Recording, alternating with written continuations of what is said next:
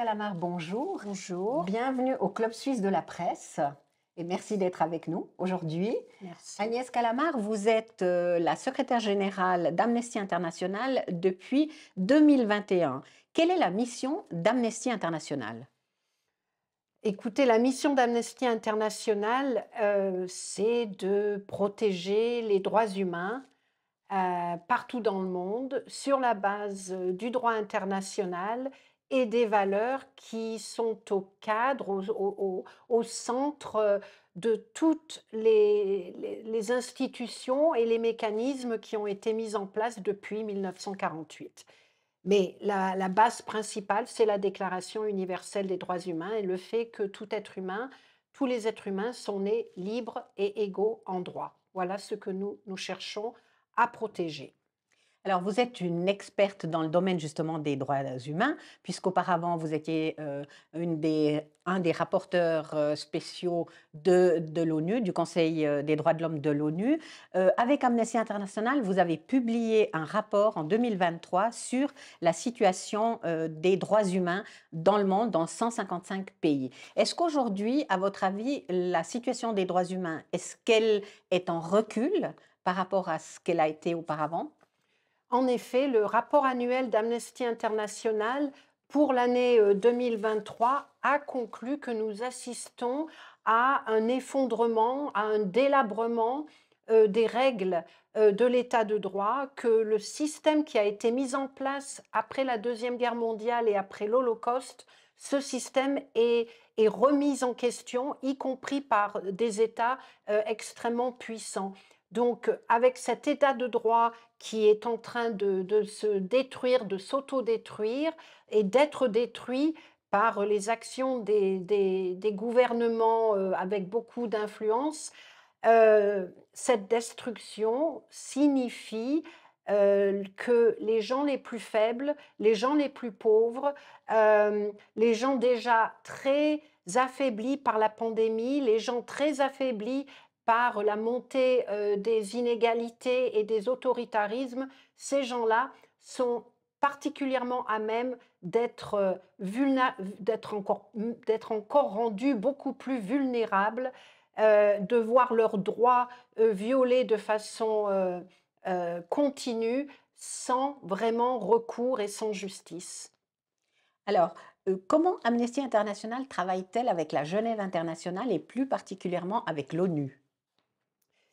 Euh, L'ONU est une institution principale pour Amnesty International. Nous sommes une organisation qui œuvre à l'échelle mondiale, qui cherche à faire évoluer les situations dans l'ensemble des pays, mais aussi les situations au niveau des mécanismes internationaux. Donc l'ONU permet de réaliser ces deux buts. Elle permet de faire agir la communauté internationale sur des situations bien particulières, par exemple ce qui se passe au Soudan. On a besoin de la communauté internationale, on a besoin de l'Assemblée générale des Nations unies, on a besoin du Conseil de sécurité, on a besoin du Conseil des droits de l'homme.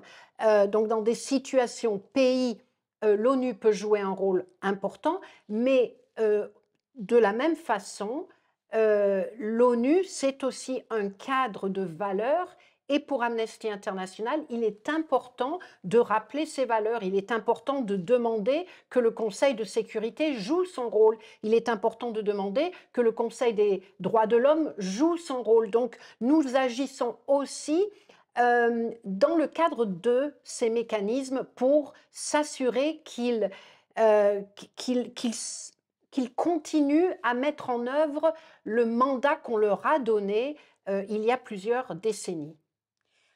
Alors, une question peut-être plus personnelle. Votre mère était une institutrice engagée, votre grand-père était un résistant dans le Vercors qui a été donc fusillé pendant la guerre.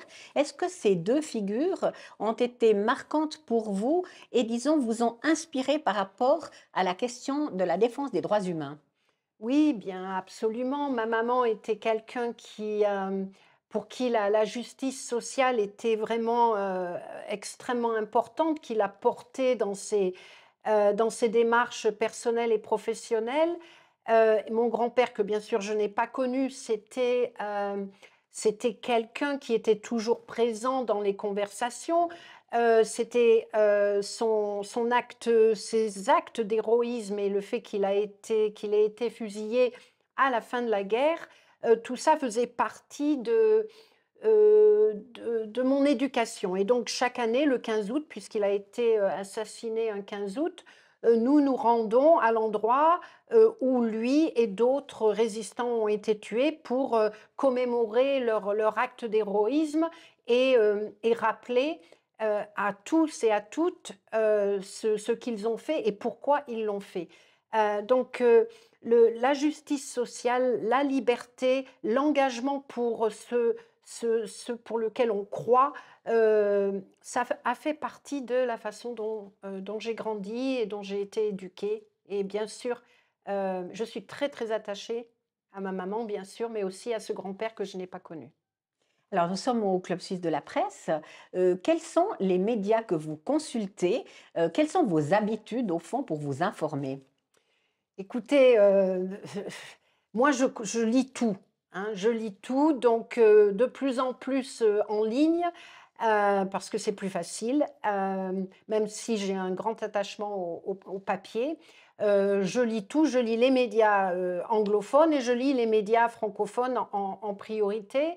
Quand je voyage à travers le monde, ce qui m'arrive, fréquemment, je fais toujours, un effort pour lire les médias, locales, soit en anglais, soit en français. Par exemple, j'étais au Sri Lanka et au Népal, récemment, au cours des derniers, 15 jours et bien sûr, les journaux, la télévision, tout ça fait partie de ce que je regarde, de ce que je lis parce que ça c'est de cette façon qu'on peut s'imprégner des réalités, dont on n'est pas forcément, coutumier.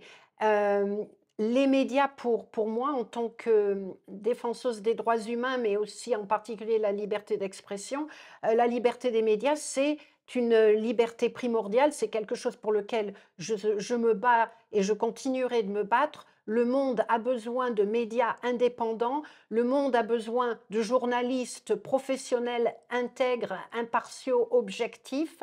Nous avons besoin de médias au niveau national, international et local. Il faut que nous nous battions tous pour conserver ce panorama médiatique, un panorama riche et un panorama qui nous permet d'exercer notre droit à l'information.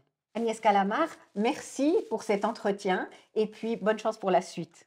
Merci beaucoup de m'avoir reçue. C'est un plaisir. À bientôt. Merci. Merci.